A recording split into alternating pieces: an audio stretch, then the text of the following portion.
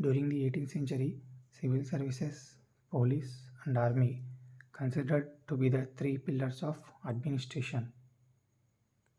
Civil services. This was introduced by the Cornwallis and through which Britishers was carried on its administration in India. Initially, these servants were paid very low wages, and but they were allowed for the private trade. So this was led to the high corruption, and as they were underpaid, they were started accepting the bribes from the local rajas and nawabs. Both of these was addressed by the Cornwallis when he came to India as the Governor General. So he implemented the strict rules against both of these, accepting the bribes as well as, and he increased the wages for the servants till 1853. To these services, appointment was done by the directors of East India Company, and from this year 1853, when Charter Act came into action, recruitment examination was conducted for recruiting the civil services, where Indians were not allowed to participate in the competition, and this civil services is referred to as the steel frame because it has supported for the sustaining the British rule in India. And the second pillar was army, and this safeguarded British from the two things, which is internal revolt as well as from the external forces.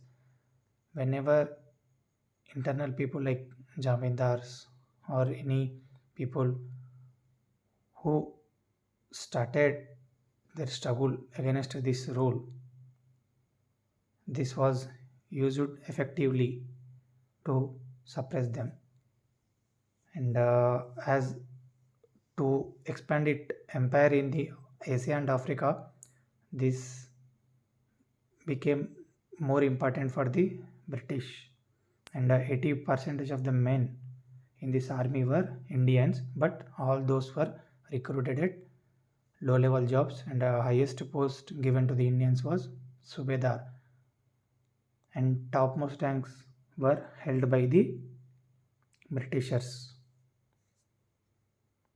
And why the main reason that Indian men joined army supported British means salaries were given on time even though they are underpaid, so that attracted most of Indians towards it.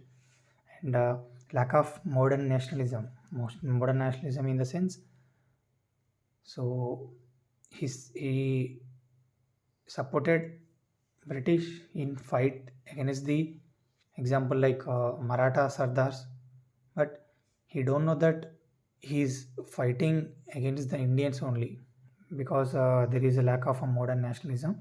So during the mid of 19th century, this has grown a lot. And third thing was the police. So mostly under the name of village watchmen, local Indians were recruited into this system, and who was successful in suppressing the dacoities, and at the same time these were unsympathetic towards the people, and as we know Indians were like loyal to the salt, so they acted according to the directions from their superiors in the police department. So in this way, this became a tool for them to suppress any kind of the revolts that arose at the village level. And at the top level, it will be the superintendent of police. This post was held by the Britishers, and at circle level, that is Thanas, headed by the Daroga. These people generally will be Indian. And village watchman, as we know, was recruited from the local village only. So this will be the system of police during the 18th century. And another important structure was the judicial system, and here they categorized the system into the two ways. civil as well as criminal. So through this system introduction, they first time introduced the justice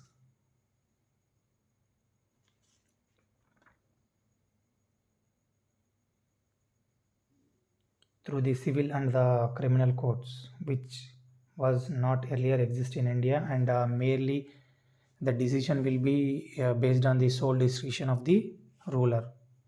So when it comes to the hierarchy, this will be the Sadar Divani Adalat for the civil was the highest court, and under that Divani Adalat, which will be at the district level, and below that Registrar Court, and lower one was the munsifs and amins, and mostly Indians were recruited only to the munsifs and amins.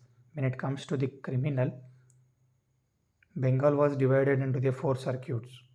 So in each will be like divisional courts. Over those, Sadar Nizamat Adalat will be there, and for proceedings of the criminal, they relied on the Muslim laws, which usually will be having the high punishments, and in the latter period of time, they were codified all these laws, and they introduced the judicial interpretation concept as well. So in the further videos, we will discuss more in detail about this, and in upcoming videos, we will be discussing about the rule of law and equality before law topics. Thank you.